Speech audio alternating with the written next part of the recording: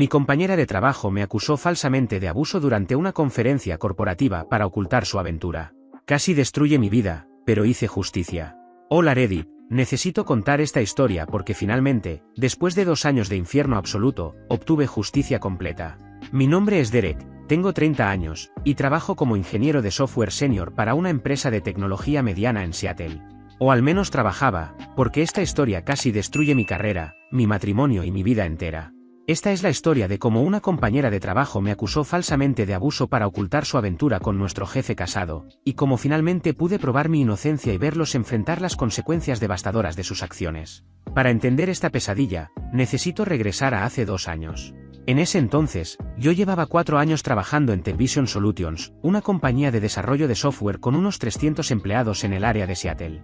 Era un buen trabajo, salario decente de $90,000 al año, excelentes beneficios médicos y dentales, ambiente laboral positivo donde la gente se llevaba bien.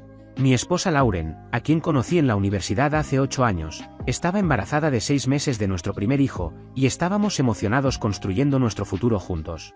Acabábamos de comprar nuestra primera casa, un pequeño rancho de 3 habitaciones en los suburbios, y estábamos convirtiendo el cuarto extra en la habitación del bebé que esperábamos en diciembre. Había una ingeniera en mi equipo llamada Vanessa Thompson, de 27 años, que había sido contratada 1 año antes de que ocurriera todo esto. Vanessa era brillante a nivel técnico, no voy a negarlo, con un título en Ciencias de la Computación del MIT y habilidades impresionantes en desarrollo de sistemas del lado del servidor. Pero también era ambiciosa de una forma que a veces cruzaba límites éticos. Siempre estaba buscando la siguiente promoción, el próximo aumento salarial, la siguiente oportunidad para escalar, sin importar a quién tuviera que pisar en el camino. Había comenzado como ingeniera en nivel inicial con un salario de $65,000 y en solo 1 año, había ascendido a un puesto intermedio gracias a su trabajo sólido y, como descubriría después, a otras tácticas menos profesionales que incluían manipulación y relaciones inapropiadas con superiores. Vanessa estaba comprometida con un tipo llamado Brett Harrison que trabajaba como analista financiero en una firma de inversión en el centro de Seattle. Habían estado juntos durante 3 años y planeaban casarse ese mismo año en una ceremonia elaborada que ya tenían reservada en un viñedo en el Valle de Napa. Brett parecía un buen tipo las pocas veces que lo vi en eventos de la compañía, amable, enamorado de Vanessa, ajeno por completo a lo que su futura esposa estaba haciendo a sus espaldas mientras él trabajaba largas horas tratando de asegurar su futuro financiero juntos. Nuestro jefe, el director de ingeniería, era un hombre llamado Cameron Michey de 42 años. Cameron estaba casado desde hacía 15 años con una mujer llamada Jennifer, y tenían 2 hijos, un niño de 11 años y una niña de 9, ambos en la escuela primaria. Proyectaba esta imagen de hombre familiar perfecto, con fotos enmarcadas de su esposa e hijos por toda su oficina en poses sonrientes de vacaciones familiares. Era carismático, técnico competente, exitoso en su carrera, y todos en el departamento lo respetaban. O al menos eso pensábamos antes de descubrir qué tipo de persona era detrás de esa fachada de integridad y valores familiares. En octubre de hace 2 años, nuestra empresa organizó su conferencia corporativa anual en Portland, Oregón, a unas 3 horas en auto desde Seattle. Era un evento obligatorio de 3 días en el que todos los departamentos se reunían para asistir a presentaciones técnicas, actividades de integración organizadas por consultores externos y largas jornadas de convivencia profesional. La empresa cubría el hotel, en el Marriott del centro de la ciudad, así como todas las comidas, por lo que en la práctica se trataba de un pequeño retiro corporativo que costó alrededor de $50,000 en total. Yo estaba programado para dar una presentación de 45 minutos el segundo día sobre una nueva herramienta de pruebas automatizadas que nuestro equipo había desarrollado durante los últimos 6 meses. Lauren no pudo acompañarme a la conferencia porque estaba en su 3er trimestre de embarazo y su doctor le había recomendado evitar viajes largos debido a algunas complicaciones menores que había estado experimentando con su presión arterial. Así que fui solo, planeando regresar después de los 3 días para estar con ella. El primer día de la conferencia transcurrió de manera normal, presentaciones técnicas aburridas durante el día con café malo, una cena en grupo por la noche en un restaurante italiano cercano donde todos comimos pasta y bebimos vino, nada fuera de lo común o memorable. El segundo día fue cuando mi vida cambió para siempre, aunque yo no tenía la menor idea en ese momento de la pesadilla que estaba por desatarse. Después de las presentaciones del día, que terminaron alrededor de las 6 de la tarde, había una recepción programada en el bar del hotel, donde se suponía que debíamos socializar con colegas de otros departamentos. Asistí durante unas 2 horas, de 7 a 9, hablando con gente de ventas y marketing, tomando cerveza Budweiser del barril, conversaciones profesionales normales sobre proyectos y tendencias de la industria. Alrededor de las 10 de la noche, estaba cansado después de un largo día y decidí retirarme a mi habitación en el 8º piso. Tenía que llamar a Lauren antes de dormir, como hacía todas las noches cuando estábamos separados, para verificar cómo se sentía y cómo estaba el bebé.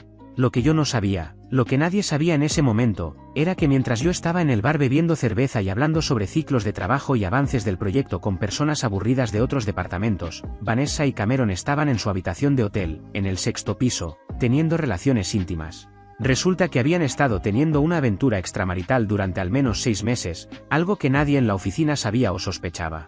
Cameron le había prometido a Vanessa una promoción a ingeniera senior con un aumento sustancial de $20.000 si mantenían la relación en secreto absoluto y ella seguía siendo su amante dispuesta.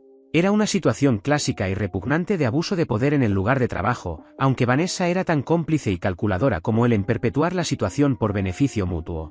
Esa noche en particular, alguien del hotel, tal vez personal de limpieza nocturna haciendo sus rondas o posiblemente otro huésped en una habitación adyacente, reportó ruidos fuertes e inequívocos provenientes de la habitación 612 de Vanessa alrededor de las 10:30, gemidos, el sonido de muebles golpeando contra paredes. Todo el tipo de cosas que no quieres que otros escuchen cuando estás teniendo una aventura ilícita.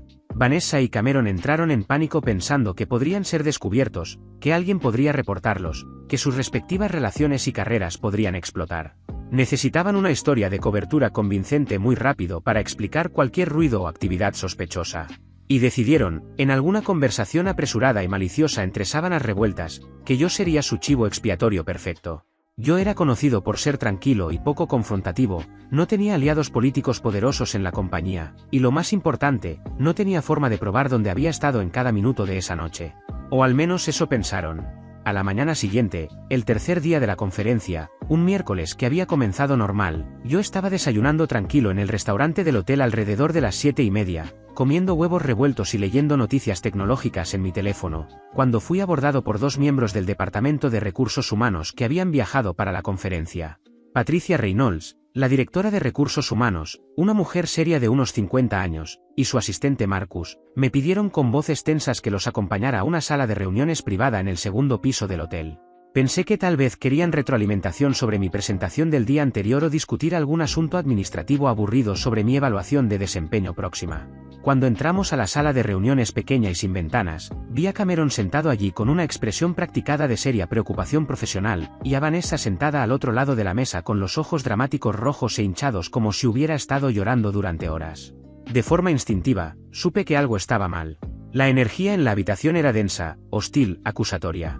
Patricia me dijo con voz fría que me sentara en la silla solitaria que habían colocado frente a todos ellos como si fuera un interrogatorio policial. Con voz tensa y formal, me informó que Vanessa había presentado una queja formal muy seria esa mañana temprano alegando que yo la había abusado íntimamente en su habitación de hotel la noche anterior alrededor de las 10:30 de la noche. Mi corazón se detuvo en mi pecho. El mundo se volvió irreal. ¿Qué? Eso es falso. Ni siquiera estuve cerca de su habitación anoche. Esto tiene que ser algún tipo de error terrible. Vanessa sollozó de forma dramática, su actuación digna de un Oscar. Viniste a mi puerta alrededor de las 10:30. Tocaste insistente. Dijiste que querías hablar con urgencia sobre el proyecto de la nueva herramienta que habías presentado. Pensé que era algo relacionado con el trabajo, así que te dejé entrar. Pero en el momento en que cerraste la puerta detrás de ti, tu comportamiento cambió por completo. Me empujaste agresivo contra la pared cerca del closet. Intentaste besarme a la fuerza y me tocaste inapropiadamente, poniendo tus manos en mi cuerpo sin mi consentimiento. Tuve que luchar y empujarte físico fuera de mi habitación. Estaba en completo shock, con la mente corriendo a toda velocidad, tratando de procesar una acusación imposible. Eso nunca sucedió. Es una mentira completa, dije. Estuve en el bar del hotel hasta las 10 de la noche con al menos 20 personas que pueden confirmarlo. Luego fui directamente a mi habitación y llamé a mi esposa, Lauren.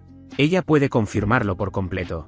Hablamos durante casi 1 hora sobre cómo se sentía y sobre los preparativos para el bebé. Mientras hablaba, empecé a notar que mis palabras no parecían tener ningún peso real. Patricia tomaba notas en su computadora con una expresión fría y neutral. Cameron permanecía en silencio, observándome con una supuesta preocupación que se sentía extrañamente ensayada. En ese momento todavía no lo sabía, pero la realidad era que no estaba enfrentando a una sola persona. Había 2 versiones alineadas contra mí.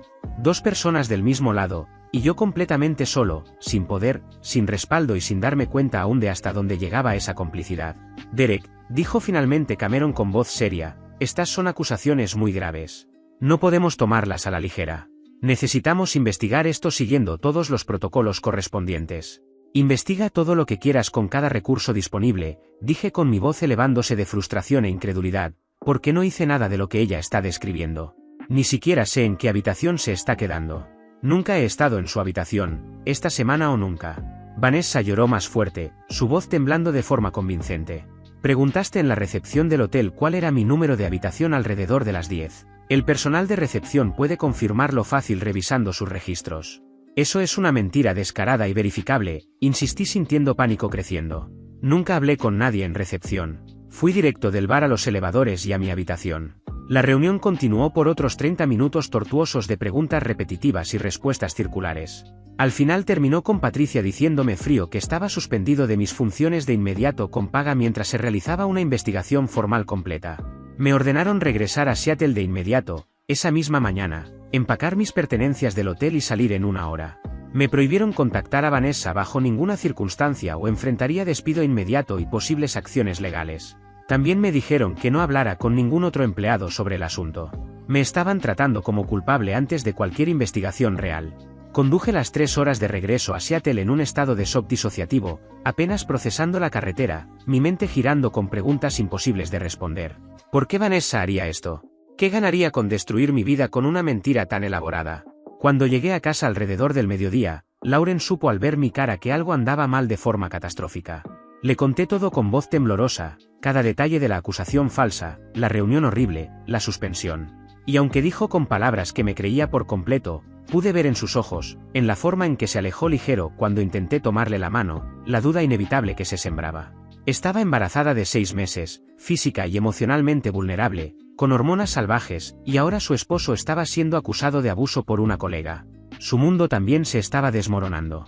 Los siguientes días fueron un infierno emocional indescriptible. La compañía realizó su supuesta investigación exhaustiva, que consistió en entrevistar a Vanessa múltiples veces, quien mantuvo su historia elaborada y mentirosa con consistencia impresionante, ensayada con claridad. Afirmó que yo había estado mirándola de manera inapropiada y sexual durante meses en la oficina, haciendo comentarios vagos y sugestivos sobre su apariencia, creando un ambiente de trabajo hostil, y que la conferencia fue cuando las cosas escalaron a contacto físico. Cameron, su cómplice secreto y conspirador, respaldó cada palabra que dijo con autoridad de supervisor, afirmando que había notado mi supuesto comportamiento inapropiado persistente hacia Vanessa y que había planeado hablar conmigo formal sobre ello pronto, pero que los eventos de Portland escalaron antes de que pudiera intervenir. No entrevistaron a ninguna de las 20 personas que me habían visto en el bar esa noche. No pidieron registros del hotel. No verificaron mi historia con Lauren. Fue una investigación diseñada para justificar una conclusión predeterminada. 2 semanas después de la conferencia, en un viernes gris y deprimente de noviembre, recibí una carta formal de terminación de empleo por correo certificado. La carta citaba fríamente violación grave de las políticas de conducta profesional de la compañía y crear un ambiente de trabajo hostil e inseguro para otros empleados. Deliberado no mencionaban agresión sexual para evitar exponerse a problemas legales obvios, pero todos en la oficina de 300 personas sabían por qué me habían despedido. Los rumores se propagaron como fuego, a través de mensajes internos entre empleados y de conversaciones en los pasillos de la empresa. Perder mi trabajo fue devastador de una forma financiera que no podía haber anticipado. Lauren había dejado su trabajo como diseñadora gráfica en su 5º mes de embarazo debido a complicaciones médicas que requerían reposo parcial, así que mi ingreso de $90,000 al año era nuestro único soporte financiero. De repente no teníamos seguro médico a 7 semanas del nacimiento programado de nuestro hijo, con todos los costos médicos masivos que eso implicaba. Nuestros ahorros, acumulados con mucho esfuerzo y que sumaban $35,000, comenzaron a evaporarse rápidamente pagando un seguro médico temporal de $2,000 al mes tras perder mi empleo, además de la hipoteca de $3,000, los servicios básicos, la comida y los preparativos para la llegada del bebé. Pero lo financiero, por devastador que fuera, no era nada comparado con el costo emocional y psicológico. Lauren comenzó a distanciarse de mí de maneras sutiles pero dolorosas. No me acusaba directo de nada, nunca dijo explícito que dudaba de mi inocencia, pero pude ver cómo me miraba diferente cuando pensaba que no estaba observando. En su mente vulnerable de embarazada, llena de miedos sobre traer un hijo a este mundo, las dudas inevitables se habían sembrado profundo. ¿Por qué te acusaría si nada pasó?, preguntaba repetido durante discusiones nocturnas tensas. Ella está arriesgando su propia reputación profesional haciendo esto. ¿Qué ganaría con mentir? Intenté desesperado encontrar otro trabajo en tecnología, enviando mi currículum actualizado a docenas de compañías, contactando reclutadores que había conocido en conferencias. Pero en la industria tecnológica de Seattle, que es pequeña y conectada de forma sorprendente, todos se conocen a través de 2 o 3 grados de separación. Aunque Television no había hecho ninguna declaración pública formal sobre mi terminación, la verdadera razón de mi despido se filtró inevitablemente a través de redes profesionales informales, conversaciones entre colegas después del trabajo y mensajes privados entre empleados de distintas compañías. Las pocas entrevistas de trabajo que lograba conseguir terminaban de forma abrupta y fría cuando los reclutadores verificaban referencias y escuchaban versiones distorsionadas de la historia. En la práctica, quedé marcado y excluido de manera efectiva de toda la industria tecnológica de Seattle, sin debido proceso ni oportunidad real de defenderme. Mi familia extendida comenzó a distanciarse también de maneras que dolían profundo. Mis padres en Spokane dijeron verbal que me apoyaban y creían en mi inocencia, pero pude escuchar la duda inconfundible y el juicio en sus voces durante llamadas telefónicas incómodas. La madre de Lauren, Susan, le sugirió abierto y repetido que considerara serio la separación temporal por el bien y la seguridad del bebé que viene. Algunos amigos cercanos que había conocido durante años dejaron de responder completo a mensajes de texto y llamadas. Es sorprendente y devastador cuán rápido las personas que pensabas que te conocían están dispuestas a creer lo peor de ti basándose en rumores y acusaciones sin evidencia. Un mes después de ser despedido, en lo que solo puedo describir como una bofetada final a la justicia, Vanessa fue promovida oficial a ingeniera senior con un aumento salarial de $20,000 llevándola a $85,000 al año. Cameron la anunció personal en una reunión de equipo completo como una de nuestras empleadas más dedicadas, talentosas y con principios éticos sólidos. La ironía, la hipocresía completa de esas palabras era físico enfermante.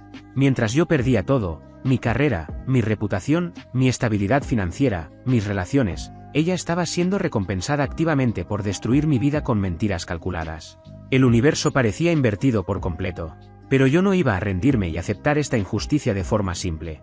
Sabía en mi alma que era inocente completo de estas acusaciones fabricadas, y sabía que lógicamente tenía que haber alguna forma de probar la verdad objetiva de lo que sucedió esa noche. Con lo poco que quedaba en nuestros ahorros que menguaban rápido, usando dinero que necesitábamos desesperadamente para preparaciones del bebé y facturas médicas, contraté a un abogado llamado Raymond que se especializaba específicamente en casos de empleo injusto y difamación. Raymond tenía una reputación excelente de ganar casos difíciles y cuando le conté mi historia completa en nuestra consulta inicial, estudió todos los detalles meticulosamente durante 2 horas, tomando notas extensas. Necesitamos pruebas concretas e irrefutables, dijo Raymond al final con su expresión seria. Tu palabra contra la de ella, incluso respaldada por la palabra de tu esposa, desafortunadamente no será suficiente en corte, especialmente cuando tu ex jefe con autoridad institucional la respalda por completo. Pero si eres inocente como insistes, y creo que lo eres basándome en inconsistencias que ya veo en su historia, entonces tiene que haber evidencia física y documental que lo pruebe de forma verificable. Raymond me recomendó firmemente contratar a un investigador privado con experiencia en casos corporativos a pesar del costo sustancial de $150 por hora. Después de una discusión dolorosa con Lauren sobre liquidar más de nuestros ahorros críticos, contratamos a un investigador llamado Marcus Rivera, un ex detective de policía de Seattle con 20 años de experiencia y conexiones extensas. Marcus comenzó su investigación y reconstruyó la línea de tiempo exacta de esa noche crítica. Primero, obtuvo legalmente los registros completos de llamadas de mi teléfono celular directamente de T-Mobile, mediante una citación. Los registros mostraron de manera inequívoca que había llamado a Lauren desde mi teléfono celular, conectado a la torre más cercana al hotel, exactamente a las 10:17 de la noche. La llamada duró 43 minutos, según los registros detallados. Lauren confirmó todo esto en una declaración jurada notarizada, donde explicó con detalle nuestra conversación. Hablamos sobre los síntomas de embarazo que ella había tenido ese día, los movimientos del bebé, nuestra cita médica próxima y qué nombre consideraríamos para el bebé. Si había estado hablando por teléfono desde las 10:17 hasta cerca de las 11 de la noche, era física y lógicamente imposible que estuviera en la habitación de Vanessa a las 10:30, cometiendo una agresión que según su declaración, duró 15 minutos. Luego, Marcus hizo algo brillante que nunca se me habría ocurrido, obtuvo mediante citación legal, los registros completos de las tarjetas llave electrónicas del sistema de seguridad del Hotel Marriott. Cada vez que un huésped usaba una tarjeta llave electrónica para acceder a una habitación, el sistema del hotel registraba automáticamente la hora exacta, hasta el segundo, qué tarjeta se utilizaba y a qué habitación se accedía.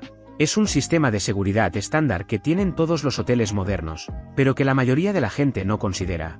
Los registros mostraron de manera irrefutable que mi tarjeta llave, número 1847, solo había accedido a mi habitación asignada, la número 823, esa noche, una sola vez, a las 10:02 exactos.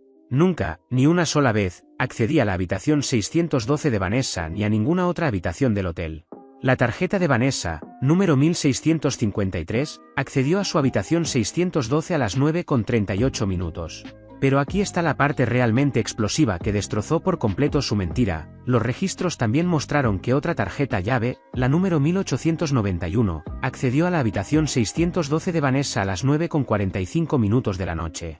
Cuando Marcus rastreó a qué huésped pertenecía esa tarjeta, mediante los registros de check-in del hotel, descubrió que la tarjeta 1891 había sido emitida a Cameron Mitchell.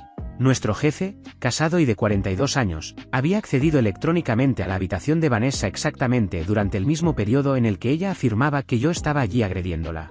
Esto no solo probaba de manera concluyente que yo nunca había entrado físicamente en su habitación, sino que también demostraba claramente que Cameron sí lo había hecho, justo en el momento en que ella decía que me sucedía el supuesto crimen. Marcus no se detuvo ahí, a pesar de contar con esta evidencia devastadora. Obtuvo mediante citación, las grabaciones completas de las cámaras de seguridad del hotel que cubrían todos los pasillos relevantes. El Marriott, como todos los hoteles corporativos modernos, tenía cámaras de seguridad en alta definición en cada pasillo, funcionando las 24 horas del día, los 7 días de la semana. Las grabaciones mostraban, con fecha y hora verificadas, a Cameron Mitchell, perfectamente identificable con el traje azul marino que había usado durante la conferencia, entrando en la habitación 612 de Vanessa a las 9:46 exactos. Las cámaras me mostraban a mí, también claramente identificable con la camisa a cuadros azul que llevaba puesta, caminando por un pasillo diferente hacia mi propia habitación, la número 823, en dirección completamente opuesta al piso donde estaba Vanessa, a las 10:02 exactos, coincidiendo perfectamente con los registros de la tarjeta llave. Aún más incriminante, las cámaras de seguridad mostraron a Cameron saliendo de la habitación 612 de Vanessa mucho después, a las 11:32 de la noche. Estaba ajustándose la corbata azul, que había estado perfectamente anudada antes, y alisando su camisa blanca de vestir. Su cabello estaba despeinado de una forma que no lo había estado durante la conferencia. Nunca, en las 6 horas completas de grabación que Marcus obtuvo y revisó con cuidado, apareció una sola imagen de mí cerca, ni remotamente cerca, o en el mismo piso que la habitación de Vanessa. La evidencia en vídeo era irrefutable y me exoneraba por completo. Pero Marcus, siendo el investigador exhaustivo que era, no se detuvo con esta abrumadora evidencia. Investigó a fondo los movimientos de Vanessa y Cameron durante los 6 meses previos a la conferencia. Descubrió, mediante registros de tarjetas de crédito obtenidos legalmente, que ambos habían reservado y pagado por habitaciones en el mismo hotel boutique de Capitol Hill, Seattle, en 4 ocasiones separadas durante los últimos 6 meses, el 18 de marzo, el 22 de abril, el 5 de junio y el 14 de agosto. Siempre reservaban el mismo día, con solo minutos de diferencia, y en habitaciones del mismo piso, a menudo habitaciones adyacentes. Los registros del hotel confirmaron los check-ins y check-outs simultáneos. El patrón era claro y no podía ser una coincidencia. Luego, mediante una citación judicial obtenida por Raymond de un juez comprensivo, Marcus logró acceder a los correos electrónicos personales archivados de ambos a través de sus cuentas de Gmail. Encontró meses de correspondencia romántica y sexual explícita entre Vanessa y Cameron, intercambiada a través de sus cuentas personales, que pensaban que eran privadas. Los correos eran detallados, gráficos, y dejaban claro que su relación era ilícita. En uno particularmente incriminante, enviado por Vanessa a Cameron solo 2 días después de la conferencia de Portland, cuando yo acababa de ser suspendido, ella escribió: «Cariño, gracias por respaldarme tan bien con toda la situación de Derek. No puedo creer que funcionó tan perfecto. Brett nunca sospechará nada sobre nosotros, y conseguí justo la promoción a senior que me prometiste si mantenía esto en secreto. Te amo tanto y no puedo esperar a nuestro próximo encuentro». Cameron respondió ese mismo día: «Lo hicimos perfecto, amor». Derek era el chivo expiatorio perfecto, tranquilo, sin aliados, sin forma de probar dónde estaba. Nadie en recursos humanos o la compañía cuestionará jamás nuestra historia ahora que está documentada formalmente. Podemos seguir viéndonos sin ningún riesgo. Teníamos todo: pruebas técnicas irrefutables, registros de llamadas con marcas de tiempo verificables, registros de tarjetas llave electrónicas, grabaciones de vídeo de las cámaras de seguridad mostrando quién estaba dónde y cuándo, registros de hotel de encuentros previos estableciendo un patrón claro. y correos electrónicos explícitos confesando el engaño y la conspiración. Raymond compiló toda esta evidencia en un caso legal masivo de 300 páginas, documentado meticulosamente. Presentamos una demanda civil formal en el Tribunal Superior del Condado de King contra Vanessa Thompson por difamación intencional y angustia emocional, contra Cameron Michey por conspiración criminal, difamación y abuso de autoridad, y contra Television Solutions por terminación injusta y negligencia al no investigar adecuadamente acusaciones serias antes de destruir la carrera de un empleado. Al mismo tiempo, Raymond presentó todos nuestros hallazgos a la oficina del fiscal del condado. Aunque las acusaciones de Vanessa contra mí no resultaron en cargos criminales porque Recursos Humanos manejó todo internamente sin involucrar a la policía, presentar un reporte policial falso es un delito grave en el estado de Washington, clasificado como un delito menor de clase C pero perseguible.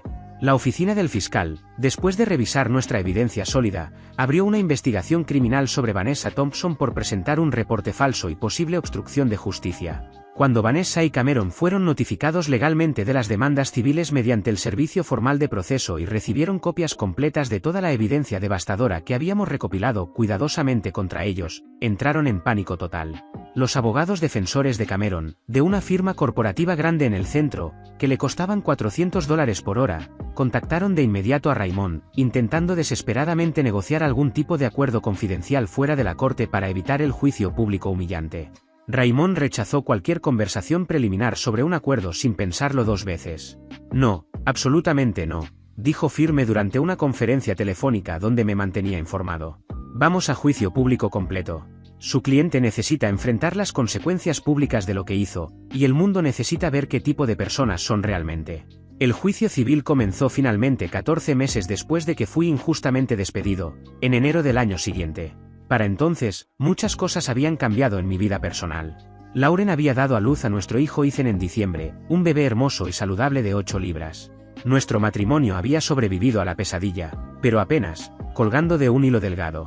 Las cicatrices emocionales profundas del trauma, la duda y el estrés financiero aplastante eran evidentes en cada interacción tensa que teníamos. Habíamos gastado casi todo nuestro dinero en honorarios legales, investigaciones y vivir sin ingresos. Estábamos atrasados en 3 meses de hipoteca. Pero teníamos nuestra verdad, teníamos nuestra evidencia irrefutable y teníamos nuestra oportunidad de justicia. Lauren testificó en el segundo día del juicio sobre la llamada telefónica específica de esa noche crítica, confirmando bajo juramento exactamente cuándo hablamos, por cuánto tiempo y los detalles de nuestra conversación sobre su embarazo y el bebé. Su testimonio fue claro, consistente y completamente creíble. La presentación de la evidencia de Raymond fue meticulosa, exhaustiva y devastadora para la defensa.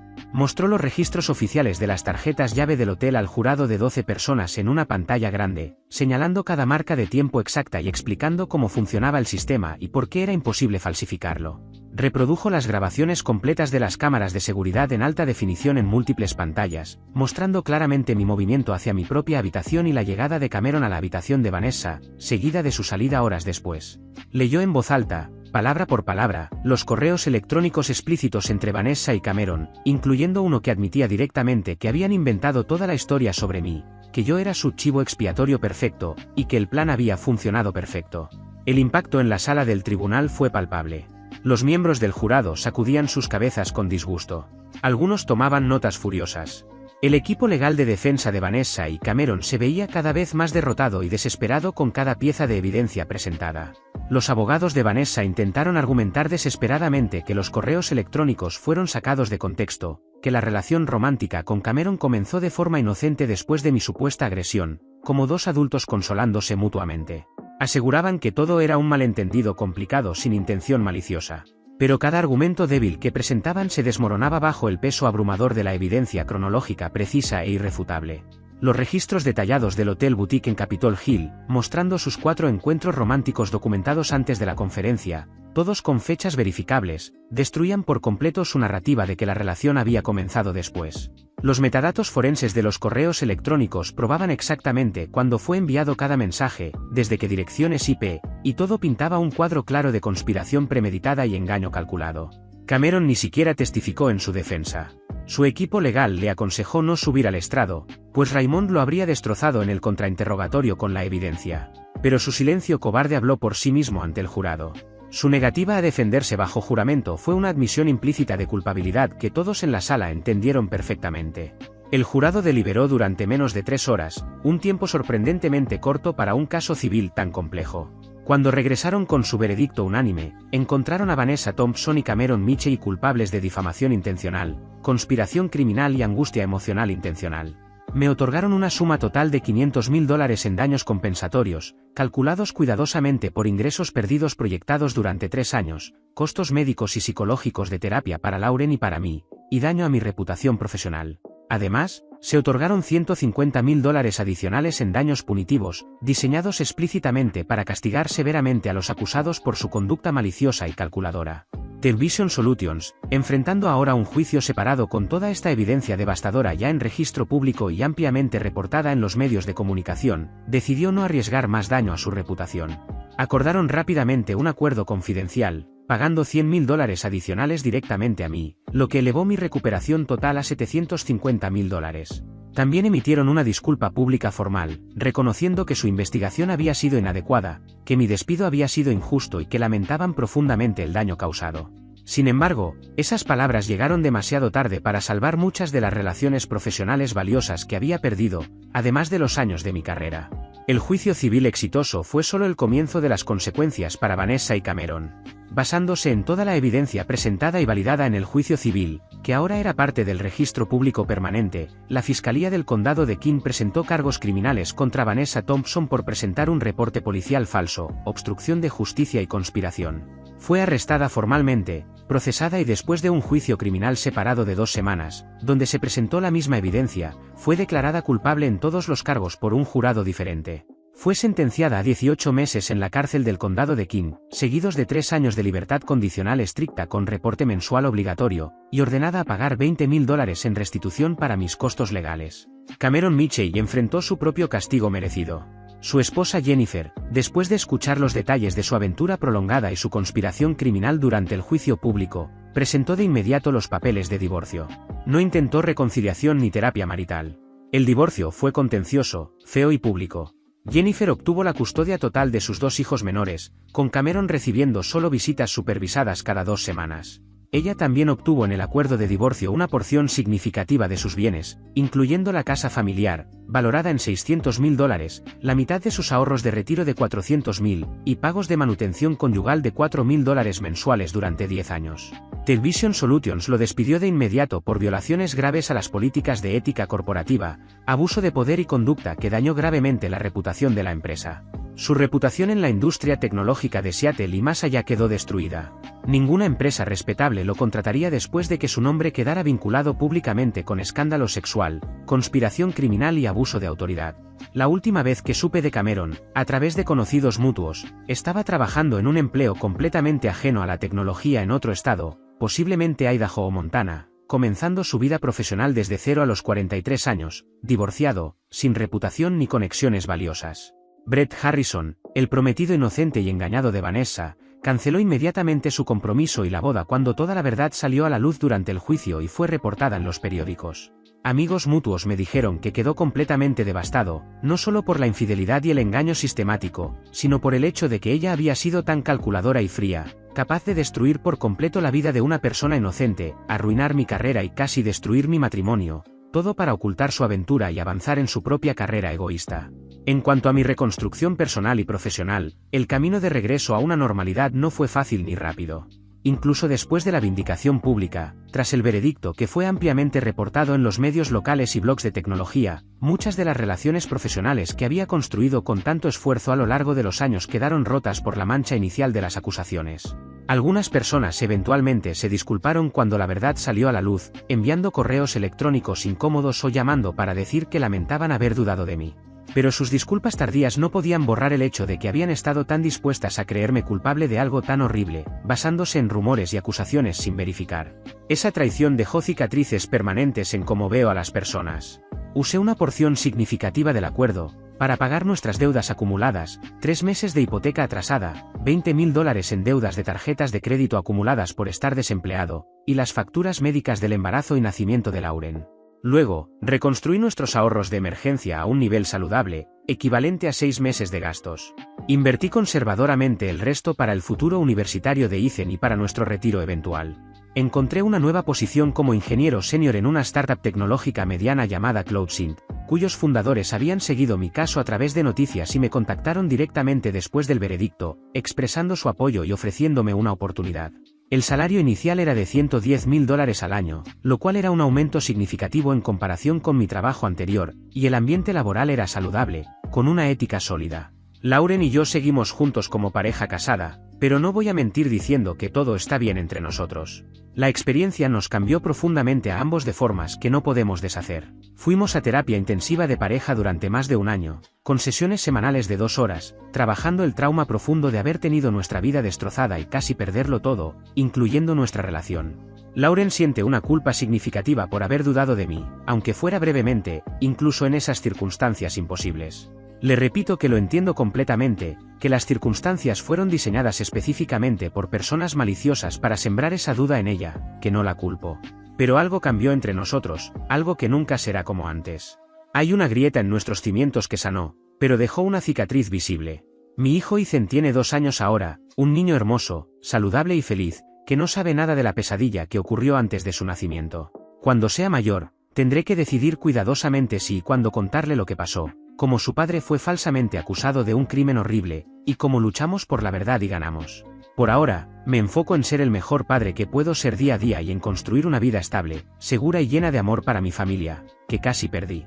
Reflexionando sobre esta experiencia traumática con algo de distancia, hay algunas lecciones críticas que aprendí. Primero, las falsas acusaciones, aunque raras, son devastadoras y pueden destruir vidas. Apoyo incondicionalmente a las víctimas reales, pero también creo que es fundamental que los acusados tengan protecciones procesales adecuadas y una investigación justa antes de ser juzgados públicamente. Segundo, documentar todo en la vida es esencial. Los registros verificables, como llamadas telefónicas, cámaras de seguridad o correos electrónicos, pueden ser la clave para probar la verdad y evitar que la vida de alguien quede destruida por mentiras. Y tercero, nunca rendirse cuando sabes que la verdad está de tu lado. Aunque las circunstancias fueron oscuras, la perseverancia y la fe en la verdad me permitieron salir adelante. Las personas que intentan destruir vidas por su beneficio egoísta, eventualmente enfrentan las consecuencias de sus actos. Vanessa y Cameron pensaron que podían salirse con la suya, pero la verdad siempre prevalece. A todos los que leyeron esta historia, les deseo lo mejor. Gracias por tomarse el tiempo de escuchar mi experiencia. Que tengan una buena vida y que siempre sigan adelante, enfrentando lo que venga con valentía. Gracias por ver. Si aún no te has suscrito, por favor hazlo y activa la campana de notificaciones para mantenerte al día con más historias impactantes de la vida real que suceden a tu alrededor.